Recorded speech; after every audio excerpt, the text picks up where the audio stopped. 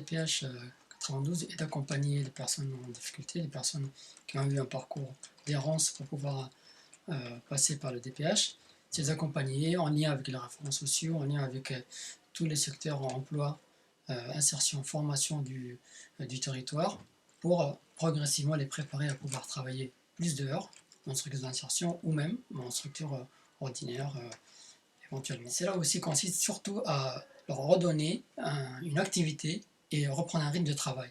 Non seulement sur l'activité, mais aussi sur la présence, sur la relation d'équipe, sur le trajet, reprendre une vie sociale, une vie professionnelle progressivement. Au début, on peut commencer par 4 heures par semaine, et plus tard, vers les 18 mois, on peut arriver à 18 heures par semaine, par exemple. Oui, l'objectif du DPH n'est pas forcément et uniquement, exclusivement l'emploi, mais au contraire, surtout remettre à plat, réintégrer la personne dans le milieu social, mais aussi professionnel, et pouvoir aussi accéder à des droits pour lui. Parfois, les personnes à la rue négligent totalement toute démarche administrative, ne savent pas, par exemple, qu'elles ont le droit à un RSA ou le droit à un seul travailleur handicapé en fonction de leur situation. Les DPH, c'est aussi un moment où la personne se découvre elle-même et petit à petit met en place tous les besoins qu'il y a pour lui sur le plan social, sur le plan aussi de ressources comme le RSA ou l'âge. Donc ça, c'est une originalité du DPH qui consiste à tout mettre à plat. Puis, pendant le parcours des 18 mois, bien sûr, il n'y a pas que l'activité, il y a tout un accompagnement renforcé à côté.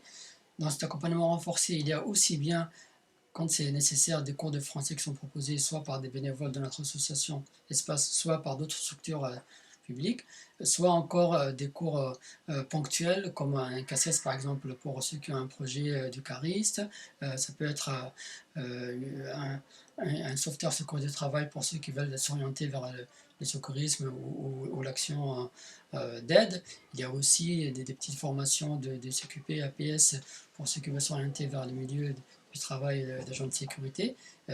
Tous ces petites formations à côté, comme l'habilitation électrique aussi, qui peut se faire aux frais du DPH. Toute cette formation, petite formation qui se fait pendant le parcours DPH permet de préparer au mieux les salariés à un suite de parcours réussi.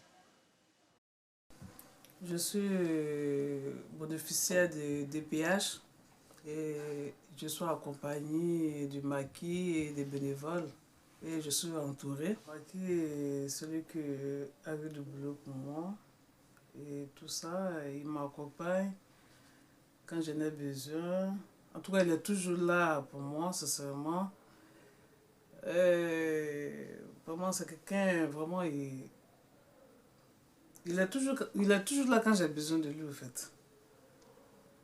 Et pour la maison, tout ça, il a fait des demandes aussi pour moi. Je vais en formation avec des bénévoles, une fois dans la semaine, 2 heures. Les bénévoles m'aident pour développer l'écriture et le français. Je travaille avec des salariés en extension et je suis salarié et je fais le même mission qu'eux. Aujourd'hui, je fais 10 heures et je vais faire plus d'heures comme mes collègues.